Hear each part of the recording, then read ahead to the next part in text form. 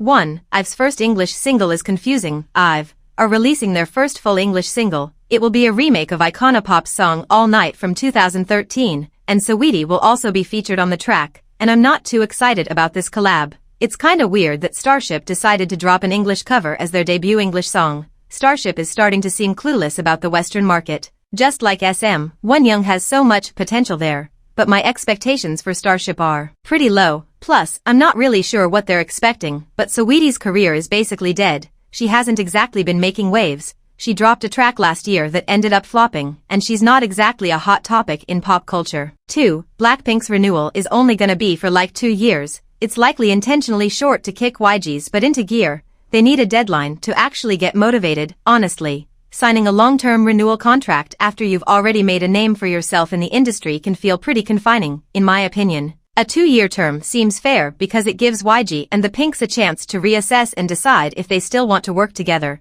It's important to keep the contract short so they have flexibility and can renew only if they're genuinely interested in continuing the partnership. Being stuck together for a long time just because they're waiting for the contract to end doesn't really benefit anyone. One thing to think about is that if the girls do well in the next couple of years, which I really think they will, they'll have more leverage to negotiate a new contract with YG if they want to. And for all the delusional blinks that think it's a 4 or 5 years contract, you're probably wrong. When HYBE re-signed BTS for 7 years, it caused quite a stir in the media. On the other hand, YG decided to keep mum about the length of Blackpink's contract, which says a lot. It makes you wonder why they didn't flex about a 7-year renewal if they were able to get it. It makes me think that their contract are probably just 2 years long. 3. Treasure's Hyunsuk's I don't give a what attitude is really starting to annoy me. Hyunsuk has done cultural appropriation left and right, and honestly, it seems like he couldn't care less. I know he's not the only idol guilty of this, but at least others have had the decency to apologize and quit,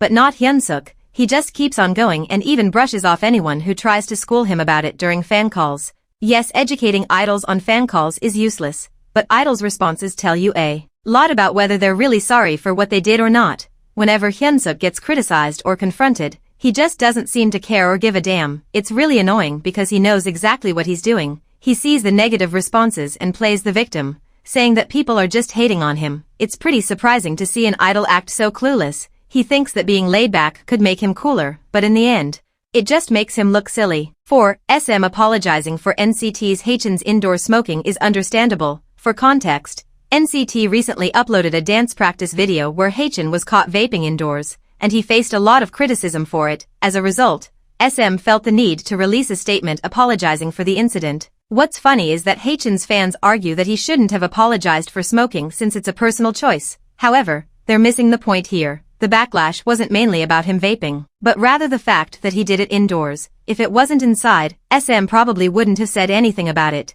They only said sorry for it being indoors, not for the smoking itself. NCT fans already know that the members smoke anyway. I'm actually really against smoking and vaping, but what bothers me is that he's doing it indoors where it's not allowed. By the way, the person that edited the video is probably looking for a new job after all this. 5. The Blackpink members wasted no time in letting us know that being stuck in the dungeon was definitely not what they wanted. When their contracts with YG ended, the Pinks wasted no time in pursuing new opportunities. Jennie has many plans for this year, including releasing her own album and appearing on various TV shows. Rosie seems to be following suit, as she recently shared a picture of herself in the studio, hinting at her own upcoming release. Meanwhile, Lisa will be performing at the prestigious Yellow Pieces Gala in France, and Jisoo is currently busy filming for another drama and has also lined up a talk show appearance. It's safe to say that just this year alone, their activities and musical endeavors will surpass what they achieved during their 7 years at YG. After 7 long years of not having much to do and not being able to pursue their musical interests, I really think they're gonna love having the freedom to express themselves creatively and show off more of what they have.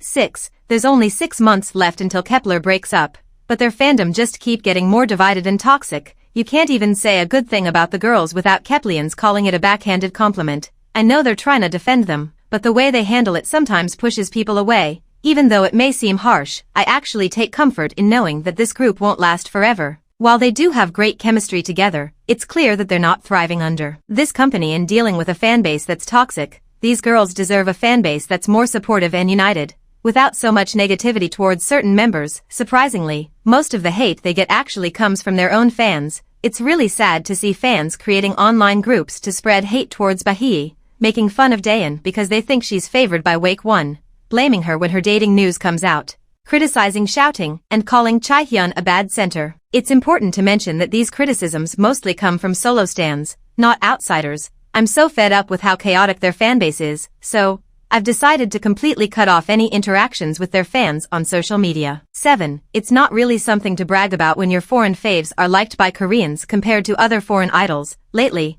I've been seeing a bunch of bunnies bragging about how much Koreans love NewJeans Hanni. Even though she's a Vietnamese-Australian idol, they're even using it to diss the foreign members of Baby Monster, the fans of IVE. And Les Arafem also like to talk about how Kazuha and Ray are not disliked in Korea, even though they are Japanese, unlike aespa's Giselle who always gets hate. I think there might be more of these situations, but these are the ones I've come across and they're really messed up.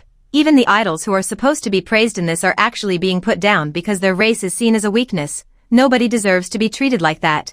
And trying to say that you could avoid racism if you were just better is just plain dumb. 8. Only One of's comeback with Dopamine was a bop. Last year, Only One of started in one of my favorite BL series, Bump Up Business. It was an interesting project for them, and it definitely fit with their brand. And now they're back with Dopamine, and it's just perfection. Every time these boys come back, I know they're gonna be naked, and I respect that. When it comes to serving up a mix of sexy elegance, there's no doubt that Only One of always delivers. But what makes them even more special is their latest release, Dopamine. The instrumental itself has a slightly experimental touch, with a unique tempo that adds an extra layer of intrigue.